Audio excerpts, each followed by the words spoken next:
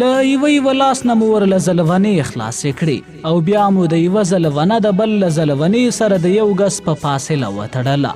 دغسې د هغوی لاسونه آزاد شول خو دواړه یو ځای روانو او که یو په غره کې ښویېدلی وی بل هم ورسره رغښته چې څه مزله مو وکړ دویو کې نور د تګ شیمنه وه پاتې. پوهه شوم چې انرژي ختمه ده. له بایک نه مې د انرژۍ ګولۍ راواخیستې او دوه دانې مې ورکړې. زموږ مزل هره شیبه له خطر او ویرې سره ملو. زموږ سره یوازې یو لاسي څراغ او هغه هم د بریالي سره چې له ټولو نه مخکې روانو. بریالي هڅه کوله چې د څراغ د رڼا په مټ لاره معلومه کړي خو دا مو هم ورته ویلي و چې څراغ دې تل ځمکې ته ونیسي ځکه چې دغسې د رڼا د ښکارېدو شونتیا لږه ده. خو که په هوا کې رڼا یو لور او بل لور ته درومي بیا له هر اړخه او له ډېر لرې واټن څخه لیدل کیدای شي. خو یوازې دغه یوه ستونزه او یوه ویره راسره نه وه. بله ویره دا وه چې د سرکښ او ګنډیري یو لاس خلاصو او زموږ مزل په غره کې وو. توره شپه وه. زموږ لږ ډاډ کولی شول موږ ته ډېر زیان راواړوي. که هغې یوه تیږه راخیستی وی او زموږ سرونه یې پرې ویشتلی وی نو بس کیسه جوړه وه. هم به یې ځانونه خلاص کړي وو او هم به یې غچ اخیستی وو. نو د همدغه ویرو او خطرونو له امله ډېر ویښ روان وو. یو فکر چې زه یې د ویرې او کرکې نه ډکو فکرونو ته وړلم هغه د شنو ګټو د قاضي په نامه د دغه سرخلاصي ټولیز قبر فکر و. په همدې مې فکرونه کول چې دې ته به خدای خبر څومره انسانان ورغورځول شوي وي او په دې هم ویرېدم چې هسې نه په دغو غورځونکو کې خدای مه کړه موږ هم شمیر شو. د افسوس او درد خبره دا وه چې د محمد دین ګل په خبره دا په دې سیمه کې یوازینی ټولیز قبر نه دی. په کیراله کې دوه همدغسې اجتماعي قبرونه دي چې د کمونیستي رژیم په وخت کې یوه شپه دولتي ځواکونو د کیرالې له کلي نه تاو شوي وو او چې سهار یې څوک موندل راوستلې او په بلډوزرو یې پرې په ژوندینې خاورې اړولې.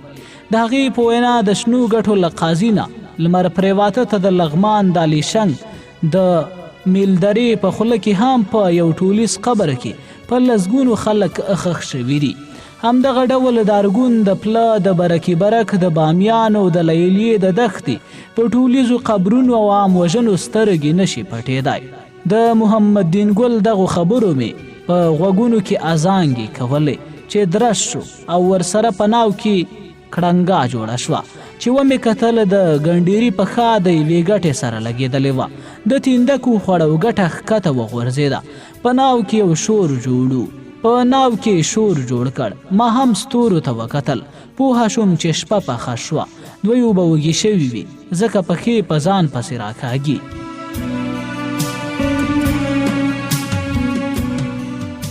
اتینا ورله د سارایانو چرګانو دوه پتونونه ورکړل. دغه چرګان مو د ورځې ښکار او بیا په انګار پاخه کړه. هغوی ډېر په مینه وخوړل. ما فکر کوه چې یا وږي دي او یا یې خپل برخلیک منلی و. پوهېدل چې وژنو یې نه او نور چې هر څه کیږي شپه یې تر منځ ده. نو ښه ډاډه روان و. دوی مخکې او موږ ورپسې یو. یو بایک مو هم ورکړی و. یوازې تمانچې او کارتوس له موږ سره و.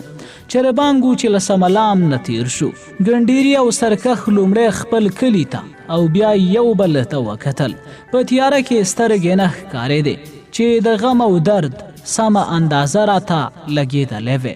خو د دوی لومړی خپل کلي او بیا یو بل ته له مړ غوندې سر اړولو سړی پوهېده چې سترګو له بیتړ مې اوښکې راغلې وې. زه خپله هم خفه شوم.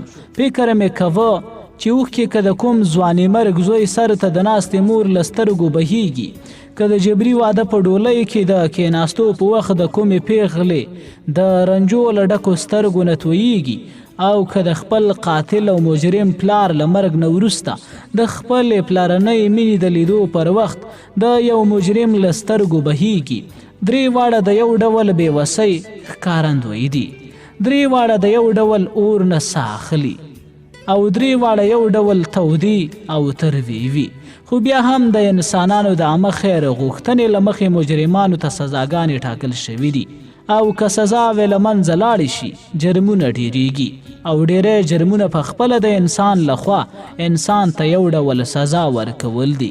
نو که سړی په خلاصو مغزو فکر وکړي دې پایلې ته رسیږي چې سزا انسان ته ورکول کیږي، که هغه یو روغ او شریف انسان ته د یو مجرم لخوا وي او که د قانون لخوا مجرم ته. خو دا دویمه ترې ګټوره ده ځکه چې لومړی خو په انصاف دنیا ولاړه ده او انصاف د انساني اخلاقو هغه ستره او لوړه پوړۍ ده چې څوک ورسید نو ورسید. او بله ښېګڼه یې دا ده چې دغسې د جرمونو کچه راټیټیږي او د جرمونو د کچې راټیټېدل د انسان لپاره د سزا راکمیدل دي. زه له دغه فکرونو سره روان وم چې ومې کتل پوهه شوم چې د مټینې خوا و شا سیمې ته رارسېدلي یو. دا هغه ځای و چې ما وطنا پکې دمه کړې وه.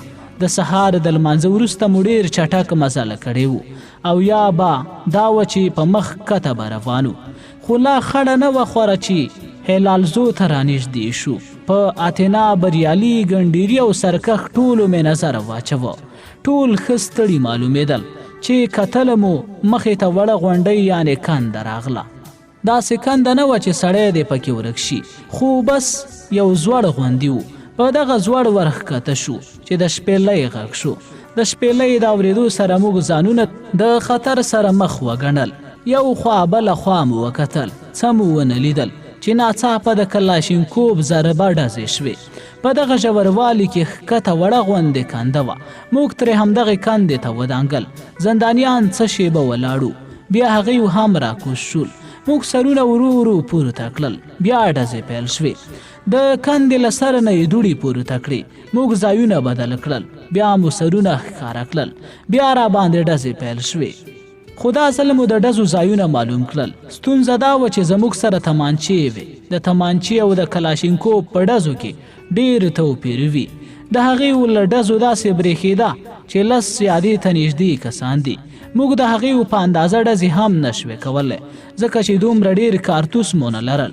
په کنده کې مو ځایونه بدلول را بدلول او یو یو ډز مو کوه. هغې پرله پسې ډزې کولې او پوهېدو چې ورو ورو رانږدې کیږي. موږ یې د سخت اور لاندې نیولي وو.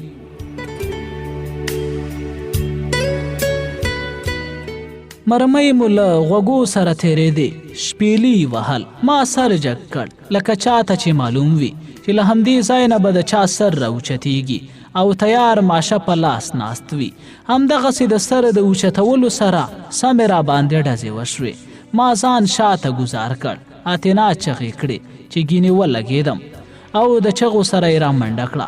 ما ورته غږ کړ بچ یم، هېڅ خبره نشته. بیا یې چغه کړه بچ شه او د غږ سره سمه اوچته شوه. ګنډیري له یې په سینه کې یوه کلکه لته ورکړه.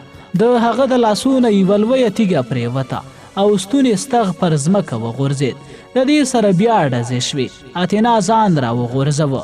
زما په ورنونو یې شا ولګېده.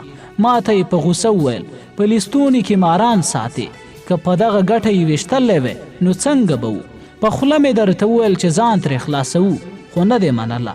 ما هم ورته په غوسه وویل څه پرې وکړم، لاستړلي بندیان را باندې وژنې. په هماغه غوسه یې ویل دوی اجورتي قاتلان دي، دوی میلمانه وژني، دوی تا ته د لورینې وړ ښکاري. نو که زه نیول شوی او لاستړلي خلک ووژنم زه به د ترحم وړ یم. غلی شوه، هماغسې مې په ورنونو پرته وه. لاس یې راوږد کړ، په سینه کې ورو ووهلم او اشاره یې وکړه چې مخامخ وګوره. چې ومې کتل سرکښ او ګنډېری سره خپلو کې لاس او ګریوان دي، یو بل په لغتو او سوکان وهي. زموږ سره یې د نندارې وخت نه و. تمانچه مې ورته ونیول، هغوی هم کلار شول. ډزې ډېرې شوې وې او شیبه په شیبه رانږدې کېدې هم.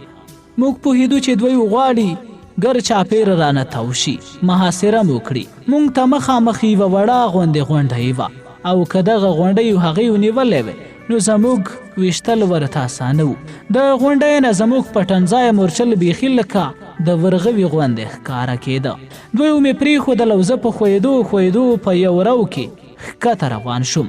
40 ګامه چې لاړم نور له مقابل لوري پټ وم. په منډه د غونډۍ شاته لاړم او بیرته ورته راوختلم. د یوې لویې ګټې شاته کېناستم. په تمانچه مې لرلید دوربین وتاړه او هغې ته مې مخامخ کړ. د یوې ونې شاته یو کلاشینکوف والا ناست و. مخامخ یې ډزې کولې. لږه شیبه مې ورته وکتل. خندا راغله.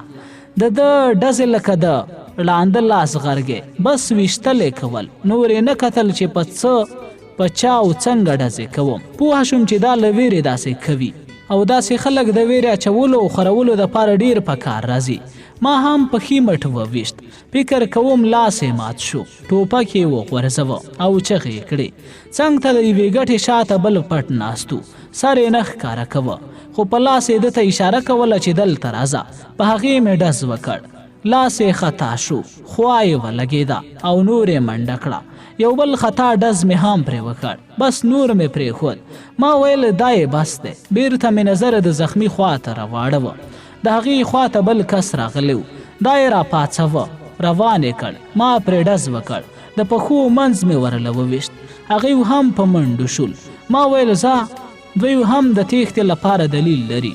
نور نه راګرځي. زه پوهېدم چې جنګونه په دوه ډوله دي. یو مقدس جنګونه دي چې د سپېڅلو ارمانونو دپاره کیږي. په دغه جنګونو کې کاریدونکی ځواک له روح سره تړاو لري. وجودونه پکې په خوږو نه پوهیږي او دردونه یې خوند لري. د شوروي سره په جهاد کې ډیرو افغان ځوانانو لوی ویښته پرېښودل او ویل به یې چې په جهاد کې چې سړی زخمی شي سرې وینې په ویښتو ورو ورو بهیږي. ډیر ښه خوند کوي. دا ځکه چې دغه مقدس جنګ د یو سپېڅلي ارمان دپاره و او ورپورې تړل شوي دردونه هم خواږه وو. بل ډول جنګ همدا و چې زما مقابل لوری پکې راښکیلو. د چا سره راغلی وو د دې دپاره چې یو مجرم وژغوري. په دې کې د دویو تښتېدل لازمي خبره وه ځکه چې دویو جنګ د دویو له عقل او دماغو سره تړاو لري نه له روح سره. زه په خپل ځای ناستوم. یو ډز مې کوه او له هر ډز سره یو کس تښتېده. خو چې وبه تښتېدل له یوه کنډه واوښتل. کنډه و د څېړۍ غوړاڅکي مماڼو ګورګورو په ونو پوښل شوی و. ما به چې څومره هڅه وکړه اخوا به مې څوک نه لیدل. نو فکر مې کوو چې له دې ځایه څوک په منډه ځغلي بیا به د راټینګېدو نه وي. خو فکر کوم چې هلته هم ورسره داسې څوک و چې دوی یې راګرځول او جګړې ته یې هڅول. یو وخت و چې د شا له خوا را باندې ډزې پیل شوې.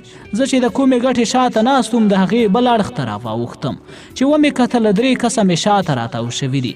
ما ځان غلی کړ په دې فکر چې کیدای شي دوی د څه شیبې لپاره پرله پسې ډزې وکړي بیا به پسې ساړه شي نو هله به پرې زه ډزې کوم.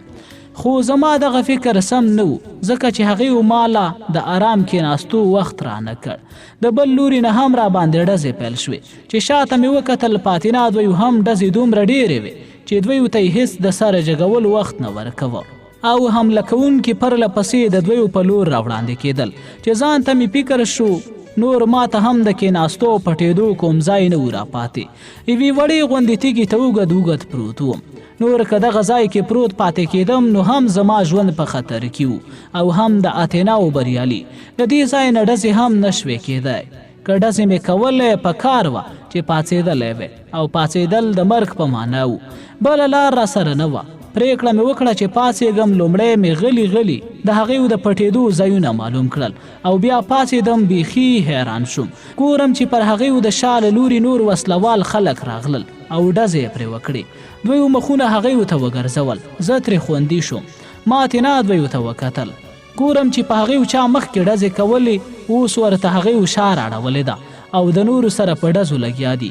موږ هم ورسره ملګري شو. نوې راغلې ډله مو آسماني مرسته وګڼله. د لږې شېبې نه وروسته برید کوونکي نور وتښتېدل. 2 کسان چې ډېر مخکې راغلي وو پاتې شول. یو یې بریالي په داسې حال کې ونیو چې له نورو سره په ډزو اخته وو. اخیر یې بل ملګري هم پکې سپکې کړې.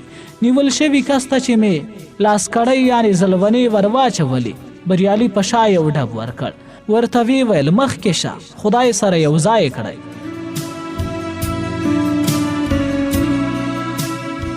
د بریالي نه مې پوښتنه وکړه چې ته یې پېژنې؟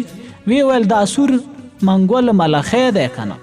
بریالي ته مې وویل زموږ سره دا چا مرسته وکړه؟ که دوی نه وی راغلی مونږ خو په تمانچو د کلاشینکوفونو او راکېټونو مقابله نه شوه کولی.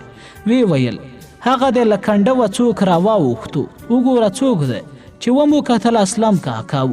یو بل کس یې لاس تړلی را روان کړی و. 5-6 کسه ورپسې نور هم را روان و. بریالي وویل کار وشو، دا لاس تړلی میری دی. بریالي ته مې ویل 2 قدمه به موږ ورشو. ورغلو. اسلم کاکا ته مې ویل ته څه خبر شوې چې موږ به په سخته کې ګیر یو؟ لومړی خو ما فکر کوو چې ځواکمن او تبرګی سره اوس هم خپلو کې وران دي او دوی به د بل چا باندې ته تللي وي. خو ما څه وخت وړاندې څه کاڼي ماڼي جرمني ته وړي وو، کلي کې نه وم. په دغه وخت کې د دوی جوړه شوې ده. دې هم اندېښنه راچولې وه. غوښتل مې ستاسو له احواله ځان خبر کړم او بل ستاسو د نیولو لپاره لارې ویشل شوې وې. دا برخه زما رسېدلې وه. ما تاسو تر یوه ځایه څارلی، نور راته دا سیمه بې خطره ښکاره شوه. زه هم درنه لاړم. لږه شیبه پس مې ډزې واورېدې، بس ځان مې راورسوه. ما ورته په خندا وویل نو تا ته زموږ د نیولو دنده در سپارل شوې وه که زموږ د ساتلو؟ ټکور جانه د نیولو دنده دې وروسته راوسپارل شوه، لومړی دې د ساتلو دنده راسپارل شوې وه، ځکه چې که تاسې مې نه وی ژغورلی د هغې و شین سترګو راتلل دلته حتمي وو، او که هغې و راغلی وی نو زموږ د پښتني سیمې سطر به مات شوی وی. خو کاکا یو بل څه هم وکړئ. څه وکړو؟ په دې پښتنه سیمه کې خدا بې پښتو مرګونه مه کوئ. ولې پکې زه ویرېدم؟ پرېږدئ چې د نورو سیمو او نړۍ خلک ورله راشي، سیل یې وکړي، زموږ د ژوند او کلتور نه خبر شي. ملخي ته اشاره وکړه د داسې بې غیرتو یوه ډله به ترې ختموو، که خدای کول زر به پاک شي. له ختمولو نه یې تیر شوی، ژوند ور وښیوئ چې د خپل ژوند پایښت د بل په نابودۍ کې ونه ګوري. د دې دپاره یو ډاډ پکار دی، یو داسې څه پکار دی چې د دویو سترګو ته وبرېښیږي او دوی پوهه شي چې د چا په مرګ کې نه په ګډ ژوند کې ګټه ده. بیا یې وخندل خبره خو د چا غوږونو ته رسولی شي. که دې سیمې ته سړک جوړ شي او په ټولګټو پروژو فکر وشي چې دا به برڅڼي ورته د غرونو نه راکوز شي، نو فکر کوم چې موږ به ژوند زده کړو. موږ به په زده کړه کې له هیڅ چا نه کم نه یو. زه فکر کوم چې دا سیمه هم داسې کیدای شي چې نه پکې میلمه وویریږي او نه کوربه. بیا یې ملخي ته وویل ځان دې د خیر غونډۍ ته خېژولی و، د مجرمانو د خلاصولو دپاره د وسلوالې حملې شاهدي به در باندې زه کوم. بیا یې سرکښ ته چې لکه د بود غلی ولاړو وکتل او وی ویل او د نورو وژنو ګواهي به در باندې سرکښ وای. ما ورته ویل یو مجرم به په بل څه شاهد شي؟ ټکور جانه پښتانه یو، د سرکښ پلار مړه دی، ورور به یې دولت ته وسپارو.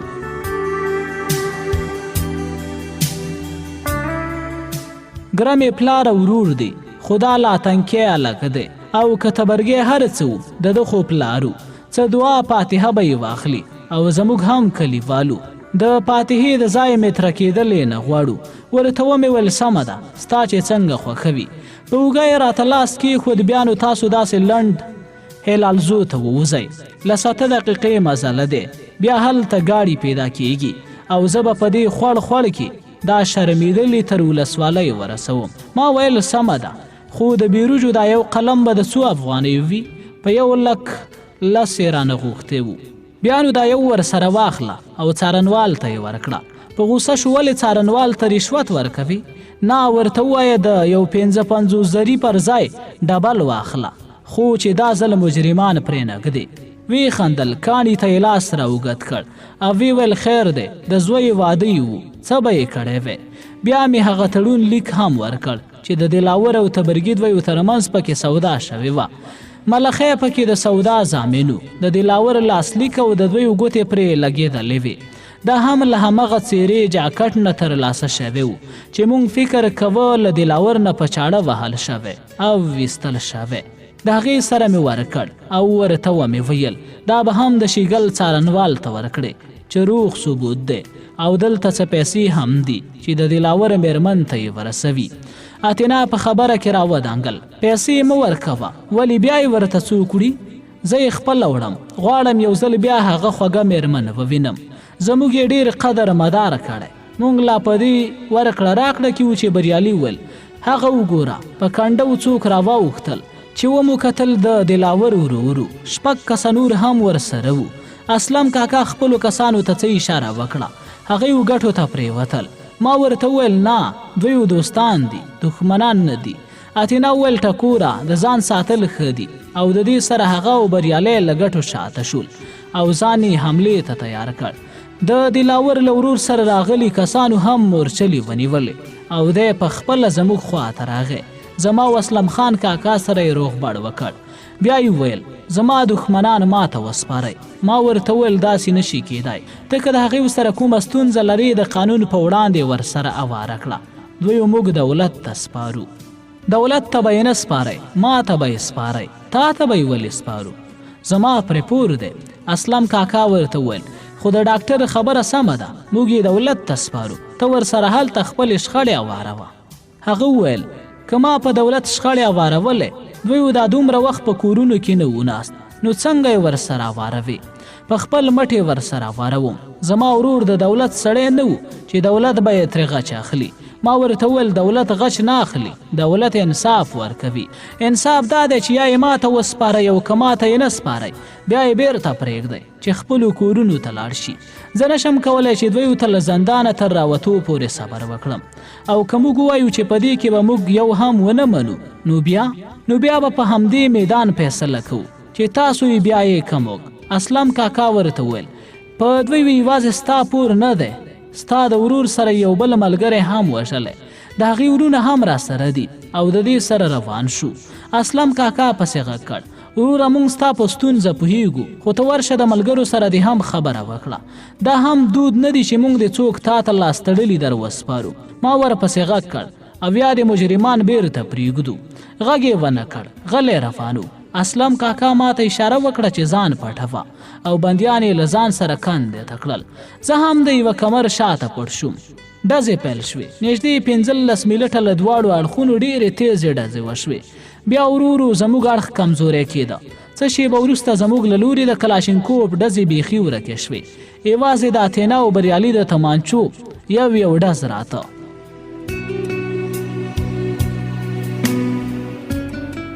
ښکته مې وکتل، د اسلم کاکا یو ټوپکوال په خوړ کې د شیګل په لور په ځغاسته دی. په خویدو د اتینا خواته ورغلم چې زما نه لږ لرې د یوه کمر له شانه یې د ډزو غږ راته.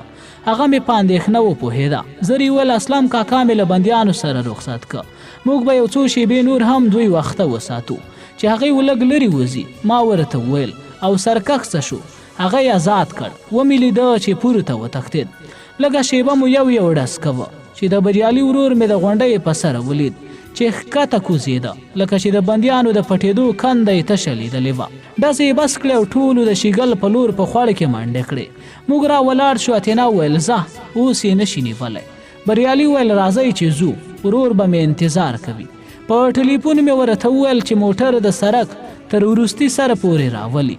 رښتیا موږ په 10-12 دقیقو کې تر سړک پورې راورسېدو. ګاډی ولاړو. زه او اتینا وروسته او بریالی مخکې کېناست. اتینا ته مې وکتل، تندی تریو و. پوښتنه مې ترې وکړه ولې؟ ویې ویل په چا به باور وکړې؟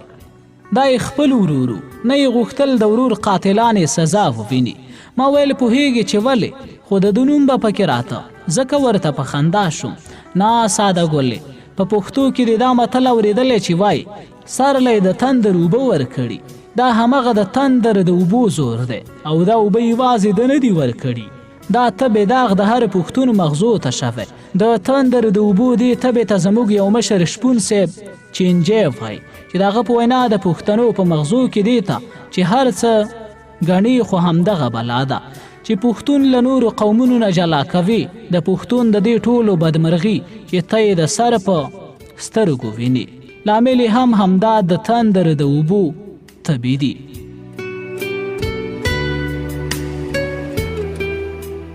په خندا شوه او ته چې زما دپاره او بریالی لالا ستا دپاره ځان د مرګ کومې ته ورکوي، هم تر شا به یې همدا بلا وي.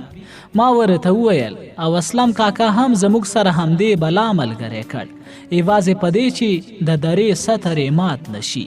وی ویل نو دې بلا د دلاور په ورور څنګه د خپل ورور قاتلان آزادول؟ د دې دپاره چې دی په خپله مړ کړي. د دې بلا غوښتنه دا ده چې غچ به د بل په لاس نه اخلي. په خندا شوه. ښه ده چې زموږ سره همکاري نه کوله، د دې دپاره چې موږ به یې د ده له ښې نه وباسو. ما ویل هو. غوږ کې مې ورته وویل خو ما ته همدغه بلا وایي چې ښه کلکه کلکه دې وچیچم. بهر ته اشاره وکړه چې ومې کتله د بریالي دویو کلي ته رارسېدلي وو. سات یې وکړ چې ورسره پاتې شو، خو موږ ترې اجازه غوښته. وی ویل نو چېرته ځئ؟ خو سبا به له همدې ځایه باجوړ ته لاړ شئ. د دلاور دویو کور ته به پیسې نه وړئ څه؟ اتینا غلې شوه. د بریالي ورور وویل هغوی خو اوس هلته نشته. بریالي ترې پوښتنه وکړه چېرته تللي؟ د پاکستان حکومت له باجوړ نه ټول افغانان پاڅول. هغوی خو د کندوز د ارچیو هلته تللي دي. په زړه کې خوشحاله شوم. بریالی غلی شو. ښه سفر.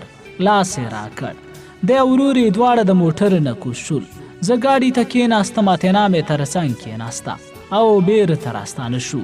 چې د شیګل ولسوالۍ له راغلو ورته ومې ویل رښتیا په لومړۍ ورځ چې دلته راغلي وو تا برګو ته وکتل او د لرګو په شمیرلو دې پیل وکړ. لرګي دې ولې شمیرل؟ په خندا شوه. ستا دپاره. مخ مې پورته و. ما ویل چې څو شیبې خوند واخلي، یوه شیبه خوند به اوس راکړې. ولې نه؟ بیا به پورته وګورم. نه، یو لاس راکړه. په پښتنو کې ستا غوندې بې شرمه نور نشته. په خندا شوه. که دا بې شرمي کړي هم هغه بلایي. د هغې بلا یو خوی دا دی چې د سړي نه صبر اخلي. په خندا شوه. دروغ؟ څه؟ هغه شان موسکی وه. دروغ؟ زر مې ټلیفون ته لاس کړ. د کور شمیره مې ووهله. مور مې ټلیفون اوچت کړ چې زما غږ یې واورېد. په مینه یې وویل شکر چې غږ دې اورم. ما ویل مورې جینکۍ دې راته ډېرې بوڅې بوڅې کولې. زما د ترکیې والا خدای راکړه. وی زویه انګور خو داسې خوند کوي چې چجوش له شنه چای نه راډک کړي. څنګ ته دې کیني او ورو ورو در سره مشغولیږي. زه به دې د ترکۍ په ژبه څه پوهه شم؟ ما ویل مورې ستا نه هم ښه په پښتو پوهیږي او زما نه هم. که نه یې منې دا دی خبرې ورسره وکړه. او ټلیفون مې ورکړ. د مور غږ مې نه اورېده خو اتینا وویل مورې سلام. ځان ډېر نیکمرغه ګڼم چې ستا سره خبرې کوم. ټکور چې در سره څومره لیونی عشق لري همدغومره یې در باندې زه هم په نالیدلې مینه مینه کړې یم. رښتیا وایې ترکی یم. د ده نه تیر 10 کاله مو سره یو ځای تیر کړي. په کونړ کې یو. هو رضا یم. بس مورې دا لیونی به مې په نصیب و. جوړه پیژنم د ناوې کور ته یې چې وړی، خو زما کور دلته نشته. مورې تا چې راله څه واخیسته هماغه زما خوښ دي. نن به کندوز ته راشئ؟ په خندا شوه. ښه په سودا پسې. بیا یې ټلیفون راکړ. د مور غږ له خوښۍ ډکو. واده کله غواړې؟ په خندا د خیر کار دی. که نن کېږي سبا ته یې څه له پرېږدئ؟ هغه هم په خندا شوه. خوشحالي اوږده کوي، سبا ته به یې پرېږدو. ستا چې څنګه خوښه وي خدای مو په خیر راوله. او ټلیفون یې بند کړ. ما هم ګاډي له پونده ورکړه. د کونړ او جلال آباد په سړک د جوړولو کار روانو او موږ ته یې ګټه دا وه چې اوار شوی وو. له جلال آباد نه تر سروبي پورې خو په مزل هیڅ پوهه نه شو. سیلۍ به له ګاډي دوړې نه وې وړې چې سروبي ته راورسېدو. له تبن هر وخت بند، خو زړه مې ترې چاودلی و. په ماهیپر مې راسیخ کړ. د سروبي له بازار نه راپورته د نخترود بڼ څنګ ته پولیس ولاړو. د درېدو اشاره یې وکړه خو اتینا ورته له وړاندې موسکی شوه. لاس یې ورته اوچت کړ. پولیس هم څنډې ته شو. دې مخ راواړوه. وی ویل رښتیا هم چې ښځو ته ډېر په درنه ګوري. په زړه کې مې وخندل چې وږي یو. له تنګي راواوښتو. لاره بنده وه. یو نوی پولګی جوړ شوی و او دواړه اړخونه یې لا له نور سرک نه جلا و. څنګ ته یې لویه کنده وه خو ښه دا وه چې اواره وه. په هغې مې موټر راواچوه. مخکې سمې ورله فعاله کړه. په خوارو راووت. له کابل نه تر کندوز نو سرک بیخي لکه شیشه وارو. خو بیا هم ماښام مهال کندوز ته ورسېدو.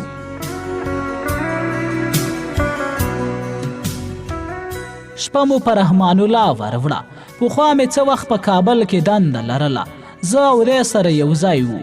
په یوه خونه کې اوسېدو او دواړه د اکبر باچا لټانو چې میلمه به نه و راپېښ شوی. د شپې ډوډۍ مو نه خوړه ځکه پخول یې راته یوه لویه بلا وه او هوټل ته تلل بله.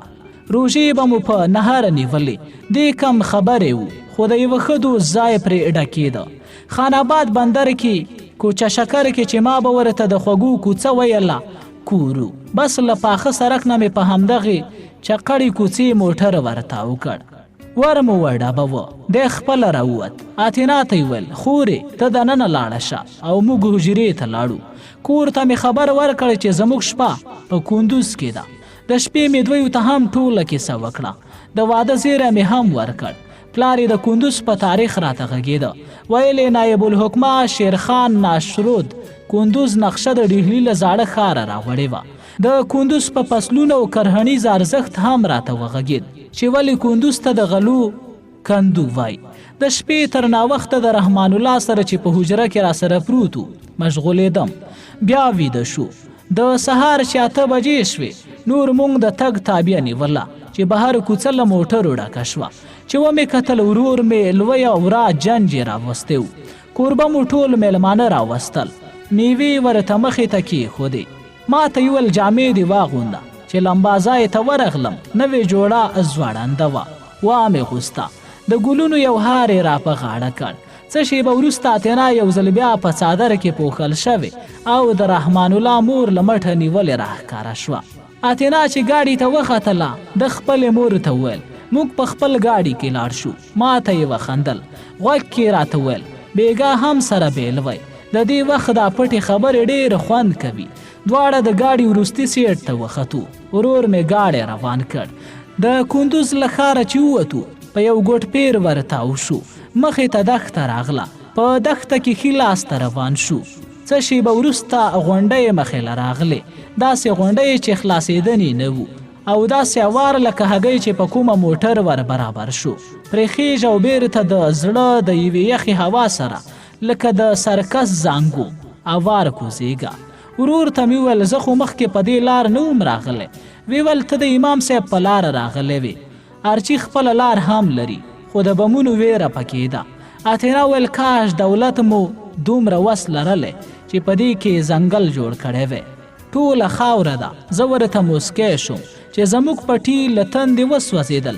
دا راله ځنګل شنې کوي. نږدې 1.5 ساعت مو په غونډیو کې الاډینګ یا اندرچو وکړ.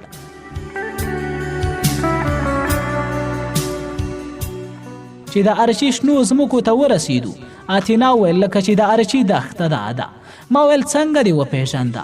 وی خندل. رښتیا هم ډېره شنه او اواره ده. بیا یې وخندل. خو تا ویلي و چې په ترکیه کې داسې ځمکه نشته. په خندا مې ورته وویل نه یې منې؟ که دا اوبه پرې راډېرې کړئ در سره وبه یې منم. څه شېبه وروسته د ارچي بازار ته ورسېدو او بیا له هغه ځایه په لمر پرېواته ته له څه شېبه مزل وروسته د کلا په دروازه ورننوتو. وړو شور او ګډا شروع کړه او په موټر له هرې خوانه د ګلونو او میوو باران جوړ شو. کومې ښځې بل کړی لاټین اتینا ته لاس کې ورکړ. یو یې هلک غېږ کې ورکړ. بلې ورته یوه پیاله شودې راوړې. یوې شیطانې پرې اوبه راوشیندلې چې سمې نیمې زما په سره واړولې. مور مې چې ښکلولم د سترګو په دواړو کنجونو کې اوښکې غوټه شوې وې. ما د هغې په سترګو کې لکه د شبنم غوندې پاکو رڼو اوښکو ته کتل چې چا ورته غږ کړ د زوی په ننداره یې راشه. وایې څه ورکوې؟ چې مخ مې واړوه. اتینا بیا د رحمان الله مور له مټه نیولې وه. د کوټې دروازې ته ولاړو. مور مې ورمنډه کړه. څه چې د دې خوښ وي نه معلوم یې کړه. په خندا یې ورته ویل ته یې ورکړه څه چې ستا خوښ وي. ما ته خو د نغري او د تناره د سره خیر خیرات ښه ښکاري. د آخرت ګټه ده. د هغې درېیمه مې هم ورکړې او هغه برګۍ غوا هم. بیا ننوتل. زه بهر راووتم. دیګونه باندې وو. میلمانه تلل راتلل. پلار ته مې ورغاړې وتل. څه یې ورته ویل او هغه ما ته ګوته نیوله خو زما تادي وه. په زړه کې مې ویل چې اوس زر زره شپه شي. دا ورځ لکه د پهرې یعنې څوکۍ د شپې غوندې اوږده شوه. ماسخوتن نکاح وتړل شوه. بیا پسې د کلي هلکانو اتڼ پیل کړ. د شپې تر ناوخته اتڼ روانو. بیا غلی غوندې د خپلې کوټې په لور وخوځېدم چې په وره ننوتم. اتینا را ولاړه شوه. موسکی شوه. وی ویل په خیر راغلی. سره د دې چې څومره ورسره بلدو بیا مې هم زړه دربېده. ورته موسکی شوم. سره مې ورته وخوځوه. د شیدو پیاله یې راوړاندې کړه. خولې ته یې راله ونیوله. نیمه ما وڅښله. بیا مې د هغې سرو شونډو ته وروړه. پاتې هغې وڅښله. د خبرو د پیل په سریزه پسې ګرځېدم. فکر مې کوه هیڅ خبره مې له خولې نه راخته. هغه را باندې وپوهېده. وی ویل دا د الماسو هار مور راکړ او دا ټیکا یعنې چارګله والی ستا د دوست مور راکړې. بېګا چې مو ورسره شپه وه څومره خواږه خلک وو. مېرمن یې راله لاسونه په نکریزو سره کړه، ویښته یې راله جوړ کړه، خالونه یې راله ووهل. ما یوازې ویل ښه ډېر ښکلي دي. نور مې د زړه پخوانۍ درزا په یوې بلې درزا اوښتې وه. پوهېدم چې په رګونو کې مې څه اور غوندې زغلي رازغلي. هغه بیا موسکی شوه، وی ویل رښتیا د بریالي مېرمن دلته واده له راغلی وه. هغه پیسې مې ورکړې، بیا موسکی شوه. نور مې صبر ونه شو، ښی لاس مې ور اوږد کړ، له وربل نه مې راونیوله، رنګ یې سور شو. څه کوې؟ پیل به یې له سنتو وکړو.